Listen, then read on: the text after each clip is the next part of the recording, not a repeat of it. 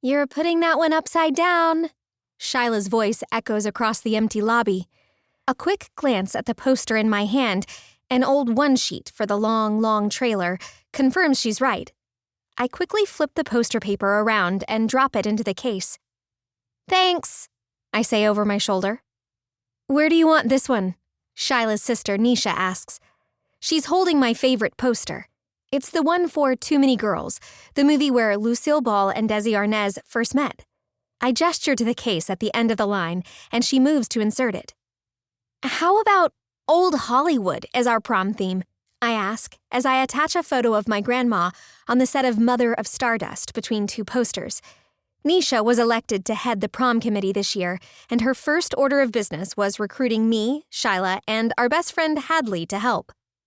I can practically see what Nisha is imagining as I tell them my idea.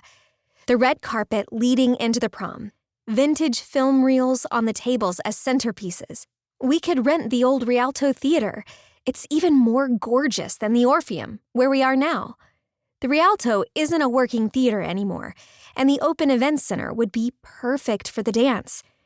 Nisha nods slowly like she's considering as I finish with, we could run a loop of scenes from famous old movies on a projector as a backdrop. Movies at the prom? I jump at the sound of Tyler's voice. I didn't know he'd been listening. He had his earbuds in the last I noticed, bobbing his head to music as he prepped the concessions counter for the party. My face warms. Well, not with the sound on, I stammer. We'd play them silently for ambiance, like part of the decorations, you know?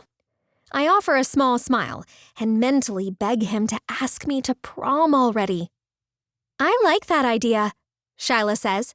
She's busy setting out gift bags on the table at the ticket booth.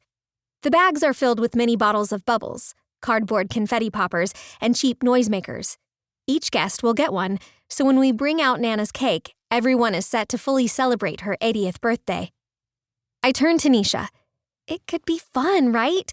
Can you imagine the outfits everyone would wear with a theme like that? Appealing to Nisha's sense of fashion is the quickest way to get her on board. I already know what dress I want.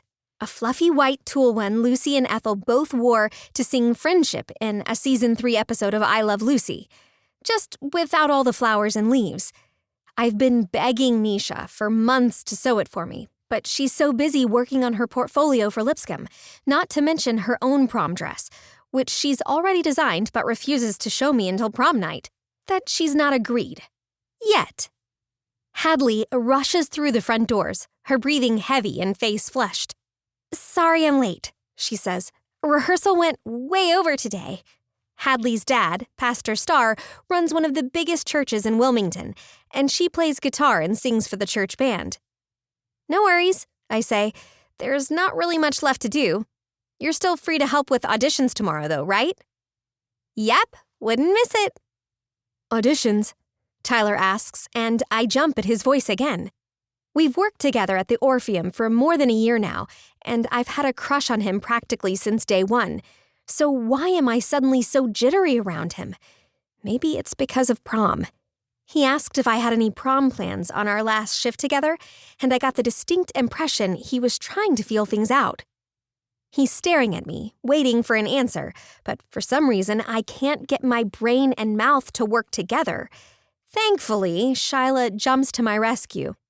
Our girl Q is holding auditions for her movie tomorrow afternoon, she says. You should come. You're totally leading man material, don't you think, Q? She smirks at me, one eyebrow cocked sky high. Yeah, I manage. I mean, if you can act at all, that'd be awesome. I'm kind of nervous that not enough people will audition for me to fill all the roles. Cool, he says. It's not exactly an answer. He rounds the counter to join us in the main lobby. Standing close, it's easy to see how much taller than my 5 feet 2 inches he is. I look up at him, and he tilts his head down, a smile crossing his face. I know my friends are all watching, but they fade from my mind along with the rest of the lobby. In this moment, there's nobody here besides me and Tyler.